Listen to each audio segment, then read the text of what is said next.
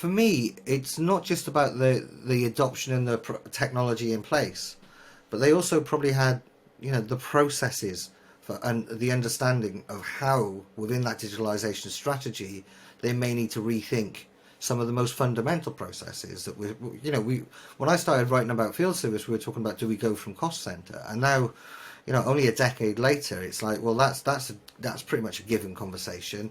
And it's like, how far do we go down the profit center path? Do we go fully towards outcome based services, or somewhere in between on an advanced services servitized route, etc.?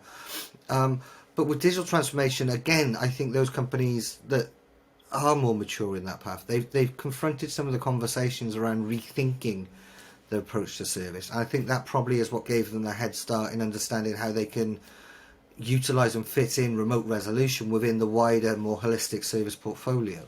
Again, I'd just love to get your thoughts around that kind of thinking.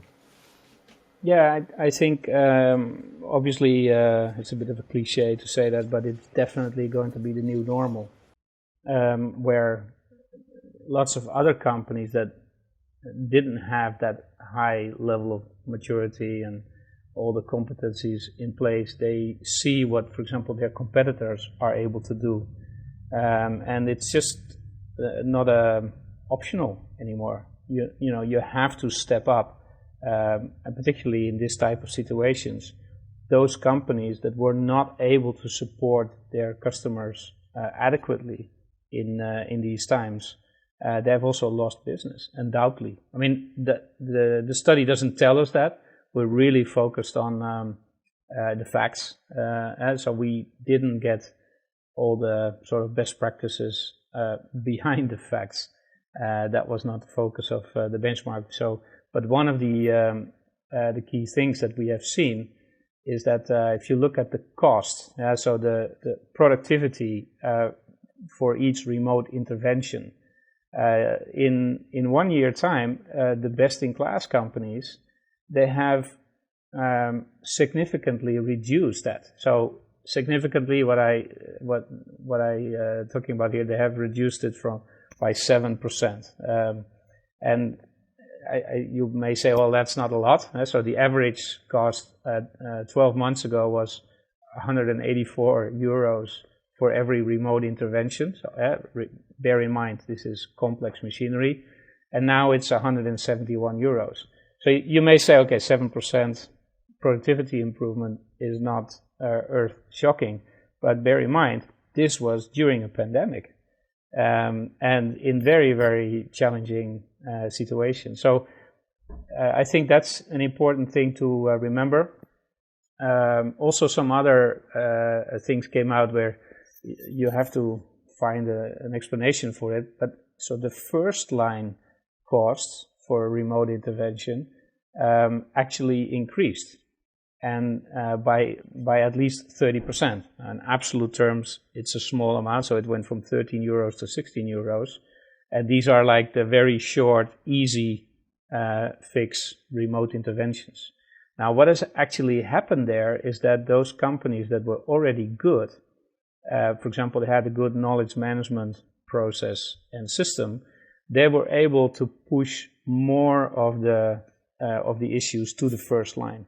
So naturally, first line may lose a little bit of their productivity, but in absolute terms, the second and third line, let's say, have really improved.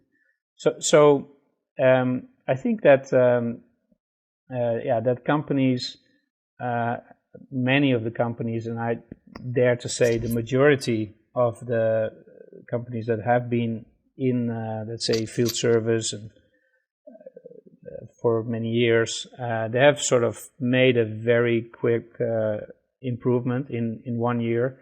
And what we now see coming out of this pandemic is that it has also helped in many ways the service business, the case for focusing strategically on service. And this ability to remote fix things, it's almost becoming table stakes. It's a hygiene thing if you can't do that. And more interesting is now if companies start to look at what can you do more with that data that you have, for example, from the remote monitoring, from all that information that you now have at your fingertips, the new service business models that are now being designed and being sort of made ready to go to market are very exciting. And we see that it also has to do, I think, with the situation that many companies are in. You see the number of conversations that we have with companies that want to start offering their equipment as a service, or anything as a service, really. The number of companies that are seriously contemplating this has increased a lot. And that can be explained because on the one hand, there's a lot more liquidity in the market, a lot more financing companies that are able to do this, but they are willing to accept these type of risks because of the ability to remote manage that situation and to manage the operational risks, therefore be able to manage the financial risks.